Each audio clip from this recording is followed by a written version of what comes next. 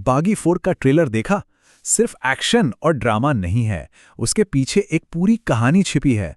आज हम वही कहानी निकालेंगे, डायलॉग बाय डायलॉग। चलिए शुरू करते हैं। तो ट्रेलर शुरू होते ही एकदम से ये लाइन आती है, दिमाग हिला हुआ है क्या तेरा? मतलब ये सिर्फ गुस्सा नहीं है, यहीं से पूरे ट्रेलर का टोन सेट हो जाता है। कॉन्फ्लिक्ट, कंफ्यूजन, सब कुछ। पर पता है इंटरेस्टिंग क्या है? ये सिंपल सा सवाल ही पूरी कहानी का सेंटर पॉइंट है। कोई आम डायलॉग नहीं है ये उस मिस्ट्री की चाबी है जिसे हम आज खोलने वाले हैं। तो चलिए पहले पार्ट से शुरू करते हैं, एक बागी की लव स्टोरी। कहानी की फाउंडेशन यही है। तो ट्रेलर कहता है कि ये कोई ऐसी वैसी लव स्टोरी नहीं है, ये एक एक्शन पैक्ड लव स्टोरी है। इतनी बड़ी कि रोमियो और मजनू की कहानियां भी इसके आगे फीकी पड़ जाएंगी। बड़ा क्लेम है ना? और हमारा हीरो सिर्फ आशिक नहीं है, वो एक बागी है, मतलब एक रिबेल। ये बात उसके कैरेक्टर के लिए बहुत इंपॉर्टेंट है, क्योंकि वो शायद सिस्टम के खिलाफ, या हो सकता है अपनी ही रियलिटी के खिलाफ बगावत कर रहा है।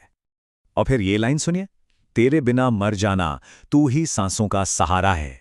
मतलब प्यार की इंटेंसिटी देखिए आप, यहीं से कहानी का इमोशनल कोर सेट होता है। ऐसा लगता है जैसे इस प्यार के बिना तो जिंदगी ही नहीं है। अभी तक तो सब कुछ क्लियर लग रहा है, बिल्कुल सिंपल और सच्चा।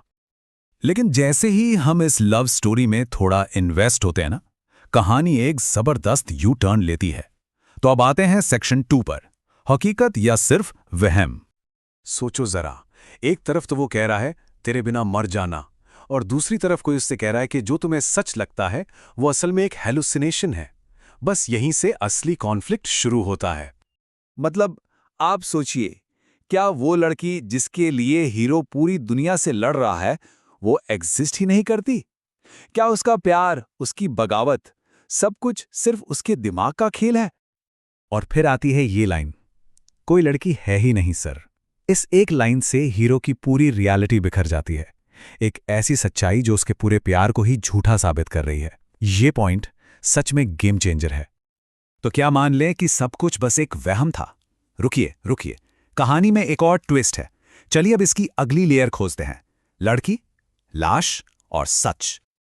अब सोचिए, अगर वो लड़की अलीशा सच में सिर्फ एक हेलुसिनेशन है, मतलब उसका कोई अस्तित्व ही नहीं है, तो फिर ये सवाल कैसे उठ सकता है, तो उसकी लाश कहां से आई? यही वो मोमेंट है जहां पूरी कहानी पलट जाती है।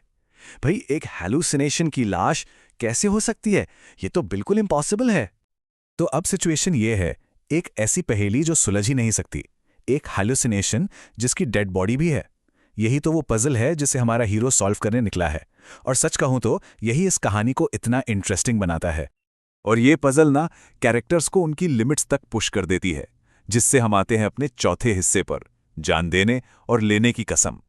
अब हीरो का मिशन एकदम क्लियर है, या तो उस लड़की को ढूंढना है, या फिर उस सच्चाई को जिसके पीछे ये सब हो रहा है। और इसके लिए वो किसी भी कीमत पर कुछ भी करने को तैयार है। और ये रही उसकी कसम, किए बिना मैं नहीं रुकने वाला, चाहे मुझे इसके लिए जान देनी पड़े या किसी की जान लेनी पड़े। ये लाइन साफ बता रही है कि अब स्टेक्स कितने हाई हैं। ये अब सिर्फ प्यार की बात नहीं रही, ये अब लाइफ और डेथ का सवाल बन चुका है। लेकिन जाहिर सी बात है, हीरो का रास्ता आसान तो होगा नहीं। उसके सामने एक ऐसा विलन खड़ा है जिसकी क्रूएल्टी की कोई हद ही नहीं है। ये धमकी सुनिए, बनती खौफ, मर, अगली बार बच्चे जला दूंगा। ये लाइन बताती है कि विलन किस हद तक जा सकता है। अब ये सिर्फ हीरो विलन की फाइट नहीं है, ये एक ऐसी जंग है जहां इंसानियत की सारी हदें शायद टूट जाएंगी। और यही लड़ाई हमें कहानी के आखिरी और शायद सबसे गहरे सवाल तक ले आती है। सेक्शन 5, आशिक या शैतान। ट्रेलर में एक डायलॉग है, शैतान की लव स्टोरी में गॉड का क्या काम। ये लाइन पूरे पर्सपेक्टिव को बदल देती है, सोचने पर मजबूर करती है कि क्या ये सच में एक आशिक की कहानी है जो अपने प्यार के लिए लड़ रहा है, या ये किसी शैतान की लव स्टोरी है। ये सवाल हीरो की पूरी जर्नी पर एक क्वेश्चन मार्क लगा देता है।